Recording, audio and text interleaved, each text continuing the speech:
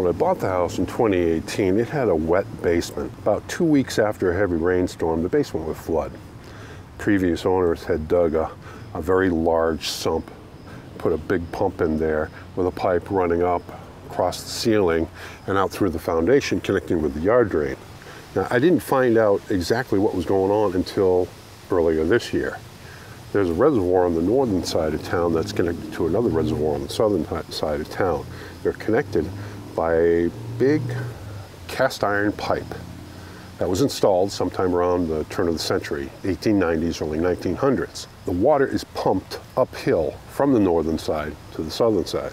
I was talking with some engineers, and they told me that that pipe leaks like a sieve. And wouldn't you know, one of those big leaks is right in front of my house, because every time they turn the pumps on, my basement will flood.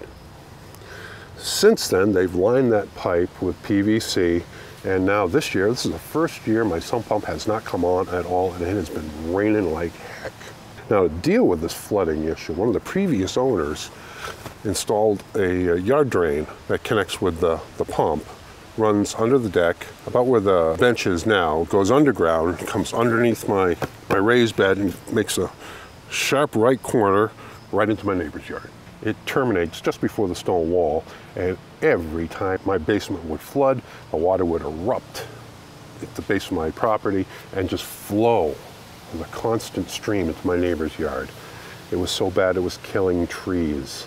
First thing I did before I built these raised beds is I excavated this entire line. I excavated it to the greenhouse and made a 45-degree angle to the southwest. I used the force of the water pumping from my basement to carve the channel and level the channel all the way down to the edge of my property. Now, at that point, I installed a sump. It's got a pot I picked up at Home Depot. It's like some kind of asphalt material.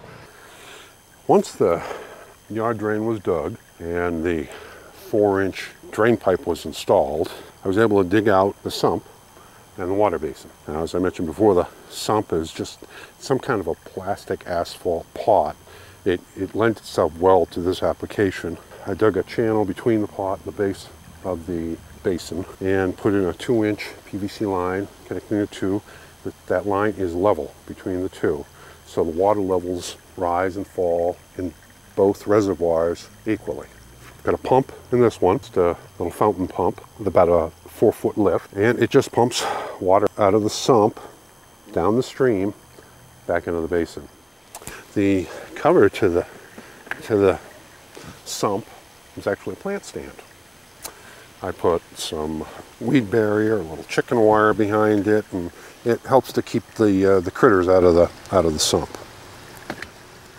Now, right now, I've got an irrigation line running down the yard drain into the sump. And I've got it on a trickle. I've got it tied into the irrigation system for the beds. So whenever the irrigation system comes on, it puts a trickle of water into the sump and helps to keep the level of the basin. The basin is a fiberglass bowl. I have no idea where it came from originally. I found it in the Fairbanks Farm, which is the Friends of the Red Barn, which is a 501c3 conservation trust. The place where the basin and the stream join is essentially concrete to fiberglass. Now, the basin moves back and forth, so that boundary broke. And that's where most of the water was leaking out. So I found a great quick repair. I just used some rubberized gutter repair, sprayed it, sealed it right up, but it was white. I thought it was clear. It was actually white. Can't have white in the bottom of a stream bed. It just doesn't look right. So I just spread some sand on top of it, which darkened it up and made it look rustic. And that helped a lot, but it wasn't all of the problem. It was also wicking up the stream, the side of the bed, and leaking out that way. So I had to use some concrete and the sand again to make a nice little berm along the sides, and it has grown over with a nice lush bed of weeds and some grass and some moss. And it does look nice. Sounds nice, peaceful, great place just to come down, relax.